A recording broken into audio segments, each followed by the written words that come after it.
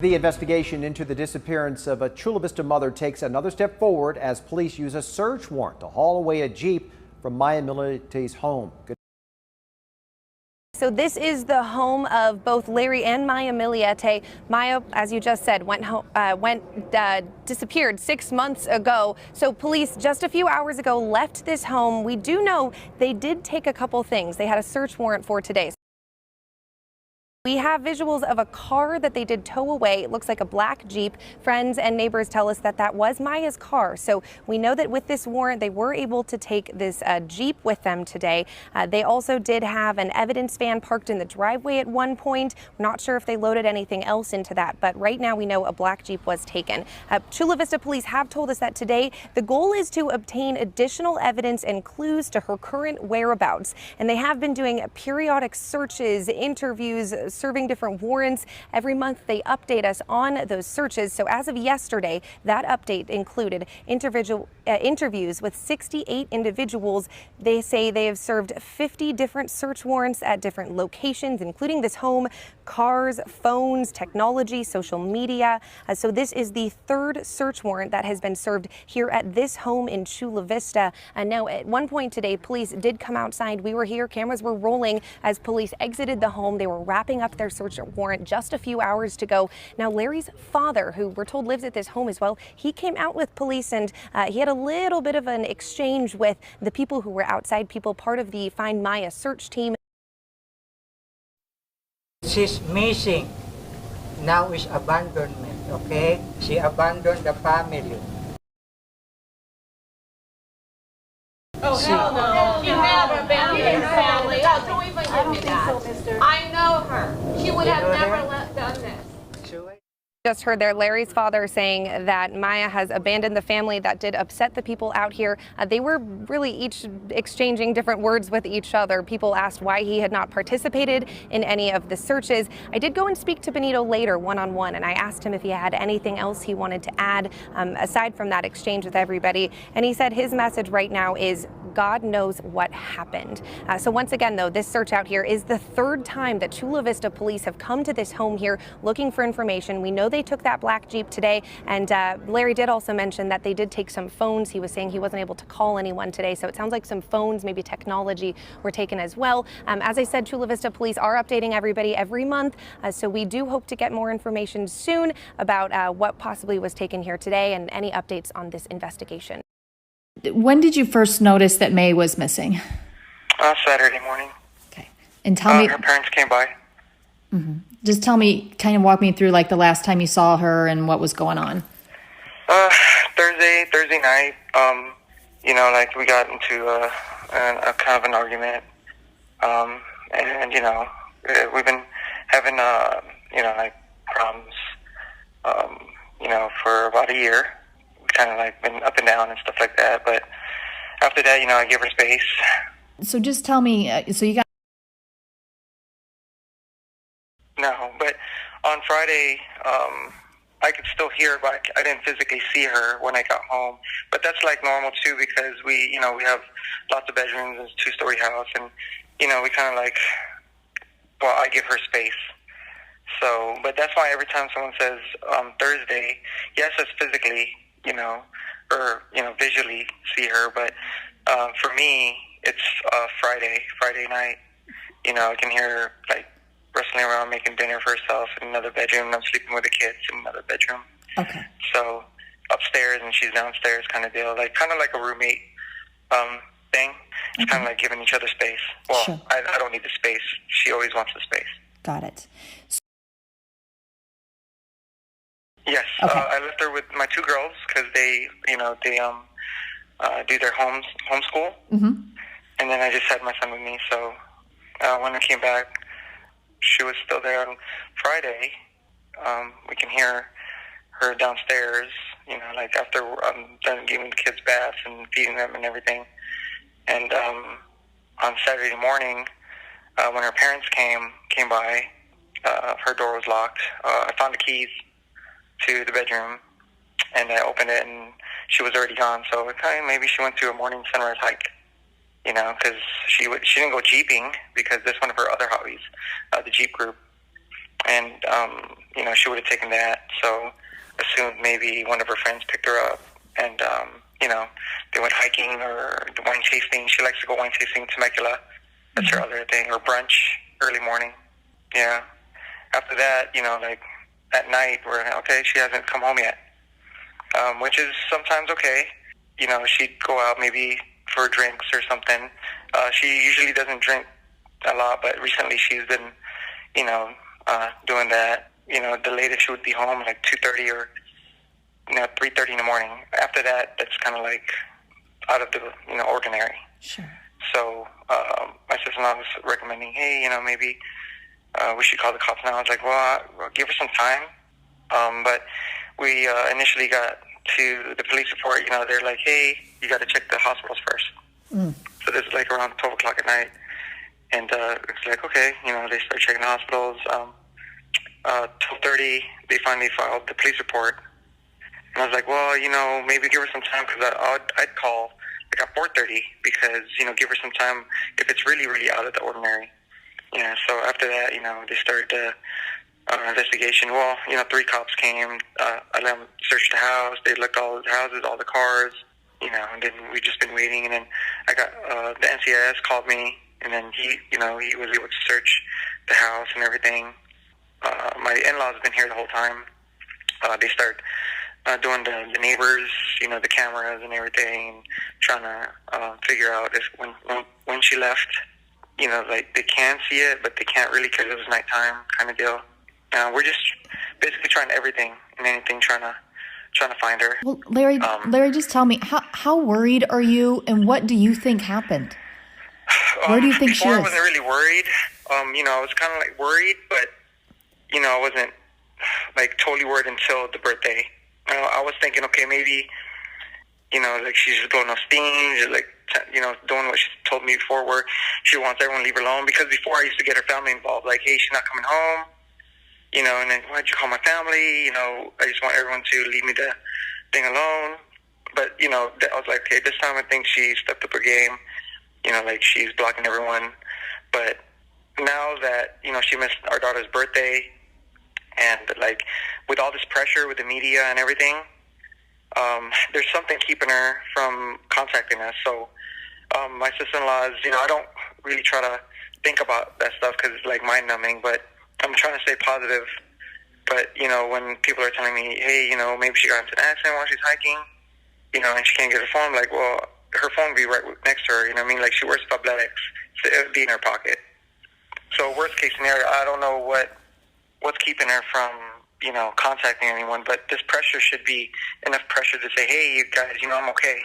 Right. So I'm not quite sure what to think, but I'm still trying to keep my head up, trying to say, hey, keep positive and say I'm hoping like she'd just come home, even though this whole situation is embarrassing.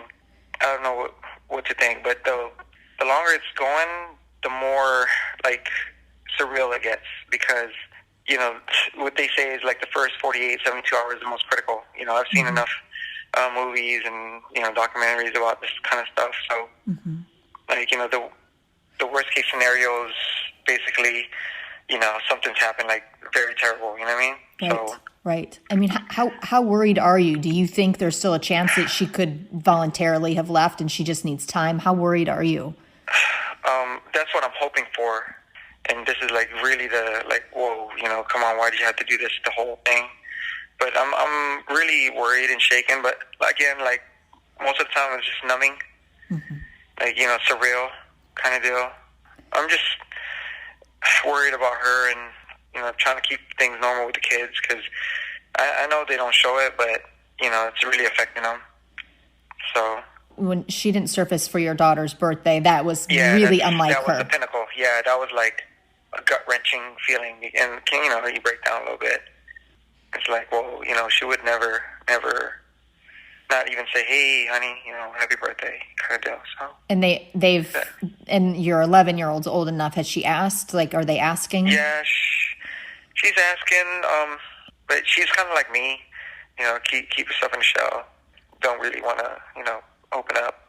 How many times has she left before, and how long has it been? In the past, like, before she would just like stay at the park or park somewhere or go like in the parking lot. And the that's years back. Even this past year, she just stay away. This year she'd like go out, drink with friends or stay at a friend's house, and try to sleep it off. Couple months, she's been, like wanting her space, so she'll go out with family to places, and she'll just go out for days and stuff like that. But at least I know where she's at. So how when she's gone, right? So, but when she has left, how long? What is the longest she's been gone for? Like maybe a day for like till 2:30 or 3 o'clock in the morning, kind of deal. So never more than a day or two. Oh yeah, never more than a day. Okay, never more than a day, and then you always kind of knew where she was at. Okay. Not more than a day. Okay. Basically, or the next day. Again, I always tell her we have 3 kids. You can't be doing this kind of stuff, and she would never be that irresponsible not to say, "Hey, I'm okay." Was there anybody that wanted to hurt her? Was there any other guy? I hate to ask, but I don't know. I told the police, she really likes hiking. Okay. Wine tasting, so Temecula and stuff like that. But I don't know what else to think. Like, who would kidnap her? Or would she go hiking by herself? She has, yes, but that's the ones like close to the house. We have a hiking trail in San Miguel Park, or San Miguel over here. That's the only time she would go by herself. And yes, she has before in the beginning, but she would take her car. So she would go to the one, I don't know, the Santee one or the one in the Mesa. I forgot. There's a mountain there. Yeah. But yes, those ones she would go by. So, but most of the time she would go with hiking mamas, with Shane. And then, she's like one of the leaders, and then everyone else is like whoever shows up to that group. So she was a pretty experienced hiker. Not experienced. She was training for this hike that me and her tried like 10 years ago before we had kids. Mm-hmm. Down the Colorado River and the Grand Canyon. Mm-hmm. Anyway, it takes about a day. Yeah. To go down there. So she's been hiking and hiking. It's kind of a stress release. Mm-hmm. And she wanted to do this, like a 7 hiking trail, like, Twin Sisters, Devil's Peak, or Potato Chip Rock, and all the ones that she keeps mentioning. And I was like, well. But she would have taken her car, or there would have been a friend. Or yes, exactly. If she didn't have her car, a friend would have to pick her up. Okay. So that's the only reason why I was like, maybe she's wine tasting or hiking with a friend, because she's not jeeping because her car's here. Right. She has her own vehicle, and she has a Jeep. Like, she specifically goes for Jeep groups. So what has this been like, Larry, just emotionally for you? I know you said you're kind of just numb and you're trying to take care of 3 children, but I mean, how are you doing emotionally with this? I mean, this is... Trust me, I've been emotionally, physically, mentally drained. It's no sleep, not eating. Just my face looked like it just aged, like, I don't know. My name is Billy Little. My position, the family has asked me to assist. I'm an attorney and an investigator. The family has asked me to help locate the daughter, missing Maya Millette. The family asked me, the family approached me when Maya went missing and nobody had heard from her. She went missing on the 7th. The family contacted me, I believe, on the 9th, after she had been gone a day and a half or so, asked me if I could assist in finding May, or Maya. I'll just call her May. So it was the 11th of January of 2021. I went over there. I'm not sure if Larry, the husband, was going to open the door, was going to talk to me. I just went up, knocked on the door, told him who I was. He invited me in the house. I went in the house. I immediately noticed the windows all open, the fans on full blast. It was chilly in the house. I told him I was there looking for May, and he invited me in, and I had a discussion with him. We walked through the house, went up to the bedroom where she had been locking herself in for the past several days to ostensibly get away from Larry. When I went to the bedroom, I immediately noticed a hole, probably 10 inches long by about 6 to 8 inches tall, rectangular shape that had been freshly repaired. It was right by the handle. There was a lock on the inside of the door. I touched the repair material and noticed that it was still damp. I said, "Hey, Larry, this is still wet. It looks like you freshly repaired this door." And he said, "Oh no, that was a hole that May had punched in the door." So, and I knew that that was untrue from other stories that I'd gotten about how the holes in the house had come to be. Well, it went through the door, went through both sides of the door. So in other words, and this is just, let's say the door is locked, you wanted to break in the door, or get to the door, you could punch through that hole, reach through the other side and unlock the door from the other side. The location of it was maybe 3.5 feet, the height of the doorknob. So it's not the position that a person, if you're just angry and punching a wall, it's not the position that the hole would be in. Now, I did see another hole in the bedroom wall that was consistent with maybe a shoulder level punching hole. People that I talked to before I went to the house, they told me that the house had been open with all the windows on and that Larry had told them that the air conditioner was broken and that's why he was doing it.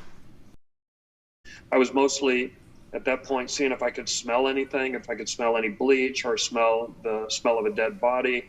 And of course, there's absolutely no smell. I mean, the air movement was such that you couldn't smell anything in that house.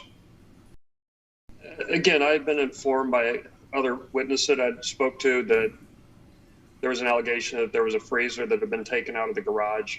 And that turned out to be true. I confirmed that both at the house and when I found the freezer from the person who had taken the freezer. My real goal in going in the house, my primary goal was to start to establish a relationship with Larry so that I would have an open line of communication with him so that I could go back to back and this would not be a one-time shot. I had some other information that I knew about the house and about Larry that I tested while I was in there having a conversation with him. One piece of information that I knew going in was that he had asked someone to borrow gun cleaning equipment to clean his guns on that weekend. So that seemed odd to me. When your wife is missing, you want to start cleaning your guns. So I tested that with Larry. He confirmed that with me, that he had in fact asked somebody to borrow gun cleaning equipment. I then discussed with him about gunshot residue on his hands. He said, "Oh yeah, I've been out shooting the last few days." So I wanted to test that. Wanted to see about the freezer. So I just, as I do a walkthrough, I just wanted to look for things that I knew or expected to be. I looked in the room quite extensively, looking to see if I could see anything that had been obviously cleaned up or repaired, like the holes in the walls. But mostly, it was mostly conversational with Larry. Again, establishing a relationship with the belief that I would have another opportunity to talk to him, which I did not. Why did you not? The Chula Vista Police Department asked me not to talk to him anymore. So I didn't want to interfere with their investigation. So I didn't.